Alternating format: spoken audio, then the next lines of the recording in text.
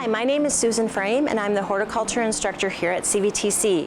One question we have a lot is, when do you transplant a house plant? So this is a spider plant that we have, and you can see it's pretty big. One of the indications it's time to transplant is a spider plant when they have lots of babies. So I've taken the babies off already. Let's go ahead and transplant this plant. So, one of the rules of thumb is when you transplant, you want to go 1 inch bigger with the size of the pot. That's all. So you don't have to be a lot bigger. So you can see my pot sits right in there. It's about 1 inch bigger.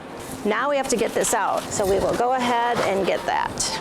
Now, another indication that this one was ready to be transplanted, you can see that root mass. We don't want to just put this right in, add some soil. These roots will continue to go in a circle.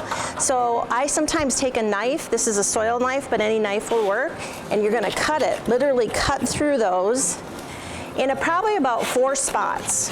So we're going to break it apart.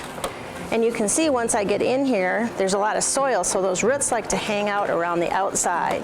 And we really want those roots to go into the new soil. But you can see how we've got that opened up now, kind of stretch those roots out, and they will start to grow into that new one. And this potting soil has a couple things in it. So the white is perlite, that's really important. That will give us aeration to the roots.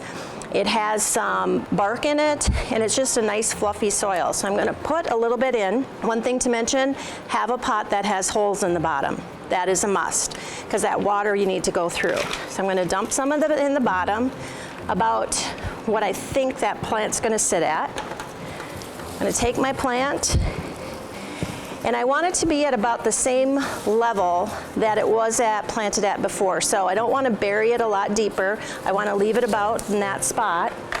Then I'm going to take the soil and put it at the edge of the plant. It's a messy job, good to do outside or in an area that you can clean up. I pull all those leaves out of there, get some more soil down, and I take my hand and I work it down a little bit because we want to make sure that we get soil all the way down to that edge.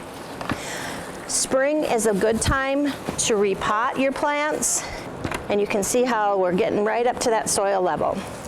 The other thing is, make sure that you're not having the soil too far up in the pot, because when you water it, you want that water to be able to sit in there and drain away. So this one's pretty good. This plant will be a lot healthier, and I anticipate it probably wouldn't need to be transplanted for another maybe 2 years or a year. So it will be good in this pot for quite a while yet. If you'd like to learn more about the Plant, Landscape, and Turf Management Program, visit cvtc.edu.